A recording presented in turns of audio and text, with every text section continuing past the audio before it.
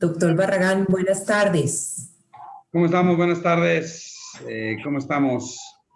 Muy Aquí bien, estamos. doctor. Bienvenido. Por fin nos vemos. Por Para fin la nos vemos. Muchas audiencia, gracias. para la audiencia vamos a contarles el antecedente y es, con el doctor Barragán hemos compartido clientes de mi lado, pacientes de su lado, y él muy amablemente aceptó acompañarnos el día de hoy para resolver algunas de las preguntas que ya teníamos tiempo atrás y seguramente varias de las que van a surgir el día de hoy. Así que, doctor Barragán, muchas gracias. No, gracias a usted.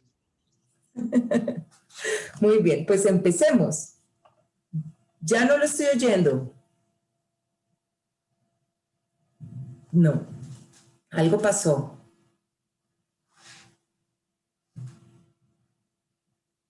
No. Usted, no sé si soy yo la del problema, voy a verificar, o si hay algo que tengamos que corregir, porque me parece gravísimo no poderlo escuchar. Ahorita lo estábamos escuchando, Pilar, pero en un momento no lo estamos escuchando. A ti también te estamos escuchando bien, Ok, pero al doctor entonces Barragán no. veamos a ver qué pasa con el sonido, doctor. Eso nos va a dar tiempo para que nuestra audiencia también empiece a ubicar sus preguntas, porque también como antecedente y mientras que revisamos el sonido, quiero contarles que, dado que esta sesión es para aprovechar al doctor Barragán, que ha tenido una amplia experiencia en todos estos procesos, le mandamos algunas preguntas con anticipación relacionadas especialmente con parte de lo que estábamos hablando recientemente con la doctora Müller.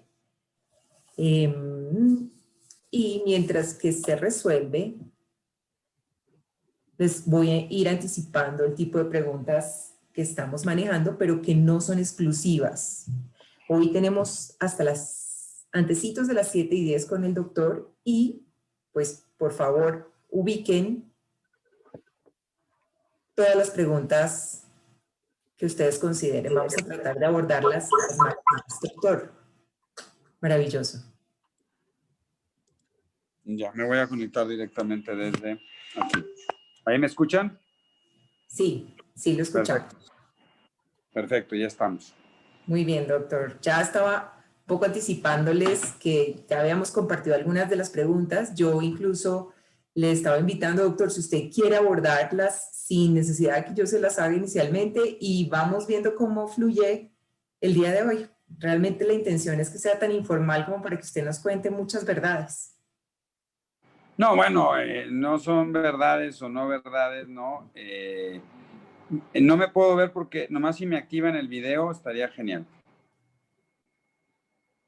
Ya deben estar nuestro equipo de soporte en eso. Ok. Bueno, mira, yo creo que es un tema muy interesante, ¿no? Pilar, y es, ¿cuál es o sea, y durante mucho tiempo, ¿no? Me parece que se ha venido trabajando sobre todo lo que tiene que ver con neurofeedback y con los alcances que puede tener este tipo de entrenamientos en dos ramas muy interesantes, ¿no? La primera es, como bien decía, ¿no? En personas que... ya me dijeron que puedo activar esto. Ok. Aquí está. Perfecto. Perfecto. Entonces, yo creo que aquí tenemos que verlo en dos sentidos. La primera es en esta rama de personas que en términos generales no tiene una psicopatología o no tiene un problema neurológico y que lo que está buscando es como dirían los americanos, un improvement, ¿no? Mejorar mis habilidades de funcionamiento cognitivo. Y por otro lado, es lo que se viene haciendo, lo que se viene tratando en problemas de neurodesarrollo y problemas neurológicos. Entonces, yo lo dividiría como en dos grandes áreas, ¿no? Y al final me parece que, bueno, siempre ha habido como una controversia, ¿no? Con la gran mayoría de los neurólogos entre cuáles deberían ser los límites, los boundaries sobre la utilización y el momento de utilizar neurofeedback, ¿no? Y ha sido muy interesante y sobre todo Yo no me quisiera meter a la parte de entrenamiento en sujetos sanos que están buscando definitivamente una mejoría del funcionamiento neuronal, que a mí me parece muy interesante, y solamente como un comentario muy ad hoc, es decir, sabemos, ¿no?, que al final del camino, como toda célula, la membrana neuronal tiene la capacidad a través de las mitocondrias de generar una mayor cantidad de receptores, de favorecer una mejor funcionalidad de receptores, que al final del camino tienen un potencial de acción en la membrana neuronal, y que esto es lo que los hace susceptibles de que a través de modificaciones eléctricas yo pueda establecer o mejorar el funcionamiento específico, ¿no? Ahora, sobre los temas neurológicos o sobre los trastornos del neurodesarrollo, habrá que decir que se ha venido hablando muy fuerte, sobre todo, o se empezó a utilizar de una manera muy consistente en padecimientos como trastornos por déficit de atención, ¿no? Trastornos del lenguaje, trastornos del espectro, donde pues me parece que el neurofeedback ha ido ganando terreno. Siempre, bueno, desde mi perspectiva ha habido una controversia en cuál es el mejor momento, me lo decían, ¿no? ¿Cuál es el mejor momento? Y qué tanto la coadministración de tratamientos farmacológicos se puede o no se puede dar con el neurofeedback. Y por otro lado qué tanto riesgo puedo tener en un niño para favorecer, por ejemplo, crisis convulsivas, ¿no? Que muchas veces me parece que esto puede ser un miedo cotidiano o un escozor de decir, bueno, si yo estoy haciendo una estimulación eléctrica y el paciente tiene un foco epiléptico o un foco epileptogénico que a lo mejor no había dado manifestaciones clínicas previas, ¿qué tanto yo podría desprender o disparar este fenómeno, ¿no? Entonces, desde el punto de vista de los trastornos del neurodesarrollo, me parece que el avance del neurofeedback como un tratamiento efectivo para este tipo de padecimientos ha ganado gran relevancia en los últimos 20 años. Y me parece a mí que se formó un grupo muy importante en Europa que se llama Unitaris, que el grupo de Unitaris, sobre todo el doctor Ashler en el Reino Unido, ha trabajado mucho, ¿no?, sobre verificar, ¿no?, qué tanto estamos logrando aumentar o mejorar este fenómeno. Entonces, en ese sentido, hoy el neurofeedback, y más porque, y es bien interesante, ¿no?, porque la búsqueda de estos tratamientos hoy llamados alternativos, que no necesariamente es el término que nos guste, ¿no?, pero bueno, antes de que brinque, ¿no? Porque... Bueno, puede ser complementario. Entonces, bueno, pero fíjate qué interesante, ¿no? O sea, se manejaba como un tratamiento alternativo y de repente dicen, bueno, pero las terapias alternativas hay de todas, ¿no? Un tintico, ¿no? Voy a echar un tintico al mediodía y eso me va a ayudar, y no es lo mismo, porque evidentemente el neurofeedback cada vez se vuelve más robusto en la investigación clínica de soporte, ¿no? Entonces me parece a mí, pero desde antes que decíamos el tratamiento alternativo, era como, bueno, si le das esto, no le das lo otro. Incluso me parece que nosotros mismos de repente entramos en esta discusión, y yo creo que lo que Ashler y el grupo de Unitaris ha demostrado es, uno, hay una evidencia franca, robusta, de que tiene una eficacia sobre los síntomas pivotales del trastorno por déficit de atención. Específicamente, probablemente un síntoma que mejora mucho es la atención, ¿no? Y lo que se ha visto a través de los estudios es que el fenómeno atencional es un fenómeno que puede tener avances significativos después de algunas sesiones, ¿no? Y de manera interesante, que ayuda mucho al paciente, ¿no? Pareciera que el síntoma que menos responde es el síntoma de hiperactividad, ¿no? Ahora, también pareciera que un síntoma comórbido común en los trastornos por déficit de atención, que son los trastornos de ansiedad, pareciera que la ansiedad tiene una respuesta muy favorable a la utilización de neurofeedback. Tanto es así que hoy pacientes con trastornos de ansiedad no leve a moderada, yo creo que una primera intervención que puede ser muy favorecedora y muy tranquilizadora para muchos de los padres en vez de utilizar tratamiento farmacológico, es hacer un entrenamiento de neurofeedback con respuestas y resultados bastante favorables, ¿no? Ahora, aquí me parece siempre que esta controversia, yo como lo veo, ¿no? Pero hay que decir que todavía no hay un punto de vista consolidado a nivel mundial con los diferentes grupos, pero a mí me parece que no son, yo siempre hablo del tratamiento del TDA o de los tratamientos del neurodesarrollo como tratamientos multimodales.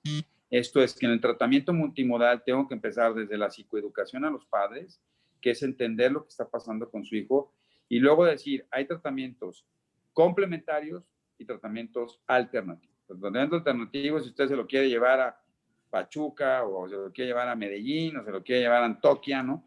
Y quiere correr en el parque, y a lo mejor, bueno, eso es, pero esto es un tratamiento que sí tiene evidencia, donde dice que puede ayudar a mejorar las funciones cognitivas.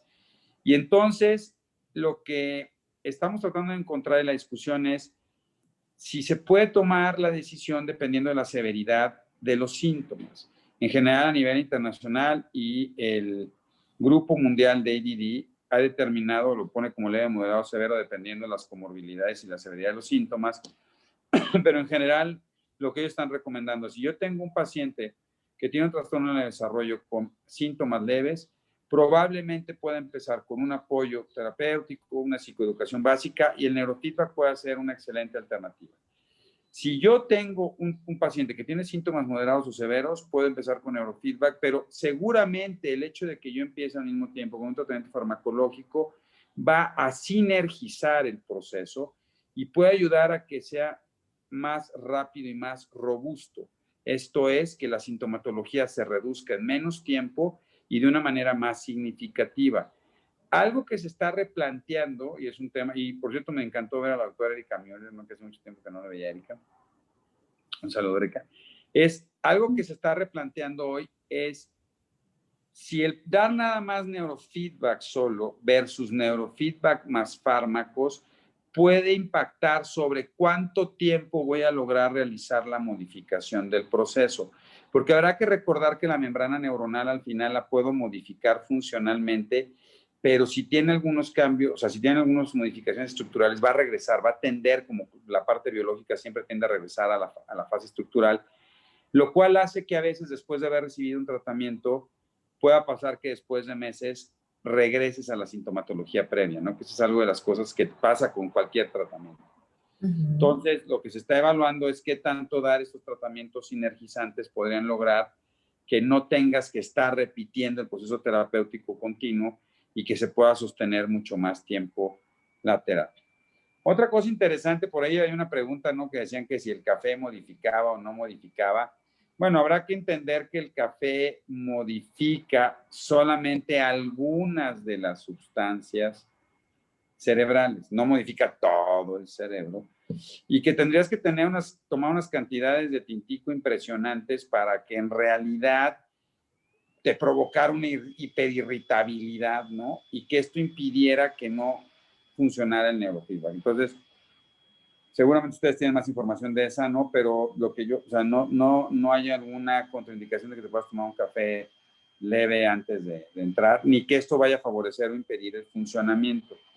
De la misma manera, incluso con las terapias de neurofeedback, no se ha demostrado que sea un disparador de focos epileptogénicos que no estaban encendidos. Y eso es muy importante. Eso le debe dar seguridad a ustedes y al paciente, ¿no?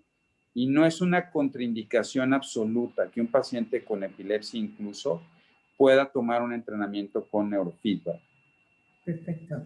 Doctor, y entrando un poco en su experiencia, ¿qué pacientes para usted han tenido resultados interesantes con neurofeedback y qué ha observado de ese proceso que nos pueda comentar y que nos sirva como mejor práctica? Lo perdí. Pues mira, yo en general siempre le digo a los papás y abro, ¿no? Siempre abro a los papás todas las opciones terapéuticas que tienen y que existen, ¿no? Y dependiendo mucho de la severidad de los síntomas, y de lo que los papás quieren, ¿no? Es lo que les propongo. Entonces yo, cuando veo chicos con, perdón, con trastornos del neurodesarrollo, sobre todo, les digo, miren, existen todas estos tratamientos. Yo creo que normalmente les digo, en chicos que tienen temas leves, y entonces sobre eso decimos, ok, mire, vamos a tratar neurofeedback y vemos cómo nos va, ¿no? También algo que me ha funcionado mucho, ¿no? Y que me ha ayudado, sobre todo, es en chicos que tienen síntomas leves a moderados y que son muy comórbidos con ansiedad y que a veces los fármacos, sobre todo los estimulantes, un efecto secundario es que los hagan más ansiosos. Entonces, definitivamente a mí me parece que aquí puede ayudar muchísimo el neurofeedback. Y el otro grupo que estamos viendo que funciona bastante bien son en estos chicos que tienen trastornos de neurodesarrollo, problemas de ansiedad y problemas de sueño. Y pareciera que el neurofeedback ayuda, ¿no?, a generar una regulación de los circuitos que favorecen un sueño más reparador. Muy bien, doctor. Ahora me voy a mover a las preguntas de la audiencia para que podamos darles gusto a ellos. Aquí me dice, buenas noches a ambos. ¿Se cuenta ya con una lista de padecimientos definidos para las cuales se indique el neurofeedback en pediatría, psiquiatría o neurología? Saludos, colega, y gracias de antemano por su participación. ¿Hay alguna lista? ¿Conoce alguna lista que esté en donde ya se diga en pediatría, psiquiatría o en neurología que esté avalado el neurofeedback? Que yo sepa, no. O sea, que yo sepa así con una situación tan puntual, no. Sí sé y he reconocido y está dentro de las guías, incluso ustedes pueden buscar varias de las guías, ¿no? Ya está reconocido en trastornos por déficit de atención y en trastornos de ansiedad, ¿no? Dentro de la Academia Americana de Psiquiatría, que el neurofeedback puede ser una terapia de apoyo que se puede utilizar. Ahora, así tan puntual como tal, no. Habrá que reconocer que de repente se puede utilizar en muchas cosas, pero esas son las indicaciones que empiezan a ser como off-label, ¿no? O sea, ya vi que funciona en esto, pero a lo mejor nos falta tiempo o estudios muy específicos para poder establecer y tener la data robusta para decir si es una indicación precisa. Pero que yo sepa, no sé si lo sabes tú, María, yo lo desconozco, que hay así como una lista. No la hay. Pero, doctor, entonces aquí le pregunto un poco para los entrenadores y los papás que nos acompañan. ¿Qué para usted hace que escoja referenciar a un entrenador versus otro? ¿Qué cree que el entrenador debe hacer en equipo con usted para que realmente el paciente suyo sí pueda potencializar el efecto de cualquier inversión en tiempo y en dinero que hace? Bueno, yo lo que siempre digo a los papás, y bueno, por eso trabajamos, primero tienes que localizar un profesional que haga lo que hace lo que se entrenó, ¿no? Y que sepas que es una persona seria. Y eso pasa en todas las profesiones, ¿no? Entonces, y ustedes me imagino que sufrirán lo mismo que nosotros, ¿no? Pues hay mucha gente que dice que hace neurofeedback y que realmente pues nunca se entrenó y no lo hace, ¿no? Compró el equipo y ahí se pone a ver qué hace y cómo lo va favoreciendo, ¿no? Entonces yo siempre les digo, papás, si ustedes van a ir a un lugar, o sea, normalmente nosotros lo referenciamos, ¿no? Con gente como tú, que sabemos de su profesionalidad. Entonces, sí le digo, va a ir con esta persona. Ahora, si llegas a un lugar así, lo importante es que vean que hay un encargado, un coordinador, y que no te ofrecen una solución absoluta, sino que te dicen, vamos a trabajar sobre esto y definitivamente poder decir y que le expliquen muy bien y que hagan las observaciones sobre qué va a trabajar, ¿no? A mí me parece que eso es muy importante. ¿Qué es lo que yo busco? Lo que yo busco, igual que se busca con este trabajo multidisciplinario, es que podamos entrar en conexión, que podamos entrar en comunicación, que me digan, doctor, ya tengo a su paciente.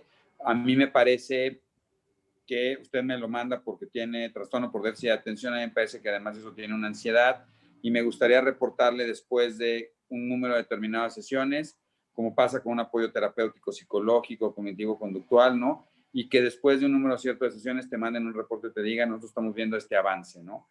Eso es muy importante, sobre todo si el paciente también tiene un tratamiento farmacológico concomitante para poder ir ajustando los tratamientos y las expectativas de los papás, ¿no? Porque de repente si no te avisan, te da el papá y te dice, oiga, doctor, pues no sé si está bien o mal, entonces eso se vuelve muy difícil. Es muy importante como tener por lo menos un intermedio y uno final.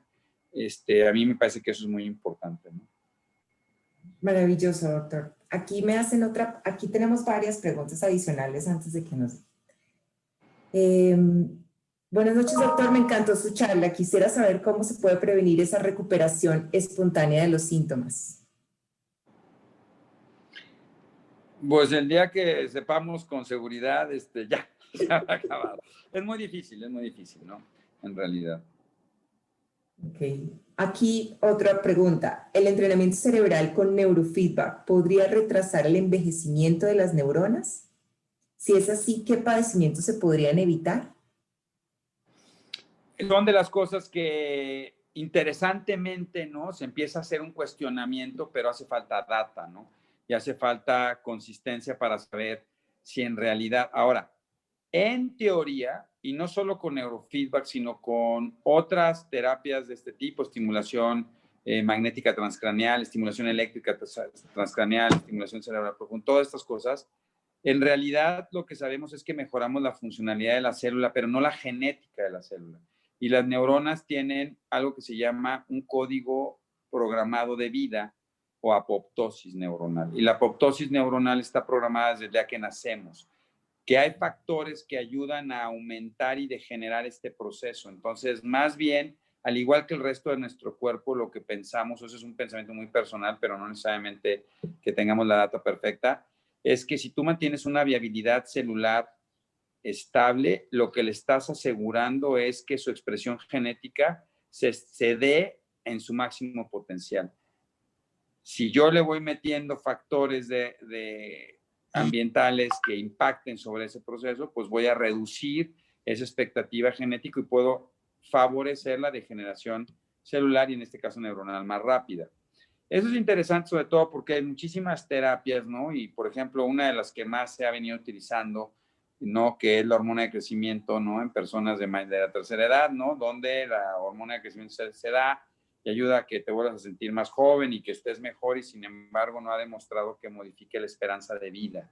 Eso es muy interesante, ¿no? Entonces, yo creo que sí ayuda, que el entrenamiento sostiene una viabilidad neuronal y que por lo menos estás asegurando como comer bien o hacer ejercicio, que tus células puedan seguirse expresando de la mejor manera a lo largo del tiempo que te toca expresar. Maravillosa respuesta, doctor. Muchas gracias. Permítame ver si es la última pregunta. Bueno, aquí Ana María vuelve y nos pregunta, ¿cómo potenciar la viabilidad? Bueno, la viabilidad es, evidentemente lo que sabemos es, sobre todo, que hay factores que van deteriorando las células de nuestro cuerpo, ¿no? Entonces, la radiación, exceso de alimentos, no hacer ejercicio, alteraciones metabólicas como la diabetes, hipertensión.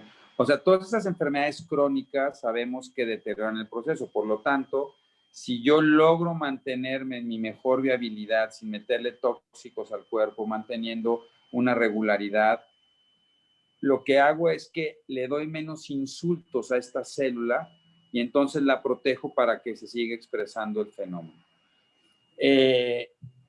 Sí puedo, así como el músculo, si me pongo a hacer ejercicio, se va a desarrollar. La célula, como bien ustedes lo saben, ¿no? Se entrena y mejora. Por eso yo veo cambios, ¿no? Porque al final el entrenamiento o la mejoría de la funcionalidad de la célula te va a dar una mejoría clínica en lo que voy haciendo. Pero otra vez, no necesariamente eso ha demostrado, y vamos en ese camino, que esto modifique el envejecimiento y la expresión de lo que vamos a tener, ¿no? Y tampoco quiere decir, y eso es muy importante, ¿no? Que puedan modificar si tú traes un gen específico, por ejemplo, para una enfermedad inmunológica, no sabemos qué tanto si estas mejorías de viabilidad puedan evitar que se expresen estos genes. Hablando específicamente de enfermedad, una demencia tipo Alzheimer, ¿no? Que es multifactorial, o de enfermedades inmunológicas como lupus eritematoso, ¿no? Al final, si tú tienes lupus y traes esa carga genética y se expresa, al final aquí lo importante es que no necesariamente la viabilidad va a evitar que se acabe expresando la enfermedad. Entendido, doctor. Y ya que nos quedan solo 2 minuticos, porque no lo quiero soltar más tarde para que nos vuelva a acompañar, lo voy a dejar con una pregunta sobre la mesa para que no respondamos hoy, sino que respondamos el próximo año. Esta pregunta es, entendiendo que el cerebro no se comporta de manera normal y que no es posible administrar, así como sucede con los medicamentos de las investigaciones clínicas, en un brazo uno, en el brazo el otro y a ver qué resulta, porque no sirve el mismo protocolo para 2 personas, sino es una medida, a su cerebro, lo que realmente funciona. ¿Cómo visualizamos el futuro de la investigación clínica en neurofeedback? Dado que no se puede hacer el mismo protocolo para, a pesar de que los estudios que vienen siendo realizados son así, entre más se conoce el cerebro, más entendemos que las recetas son distintas, ¿no? Definitivamente, pero aquí lo que tenemos que hacer, y eso es algo que ya se empezó a trabajar, y lo está haciendo, es muy interesante porque en la universidad del King's College, en el King College de Londres, ¿no? Ashley está trabajando con Katia Rubia, que es la especialista en neuroimagen, y entonces lo que estoy empezando a hacer es utilizar varios biomarcadores. Como el comportamiento cerebral es tan heterogéneo y tan diferente en cada uno de nosotros, y eso le da una gran variabilidad, lo cual hace difícil que yo pueda generar una consistencia de tratamientos.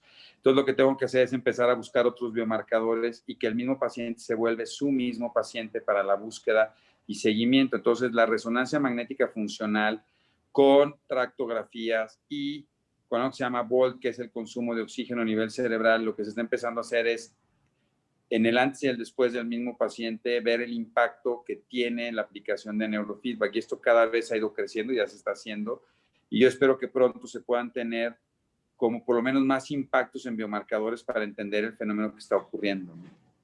Pues doctor, nuevamente muchas gracias. Excelente, nos deja a nosotros con más preguntas y con más cosas para investigar. Así que lo esperamos el próximo año. No, muchísimas gracias, te lo agradezco. Espero que haya aportado en este importante evento y muchísimas gracias, un honor por estar aquí con ustedes.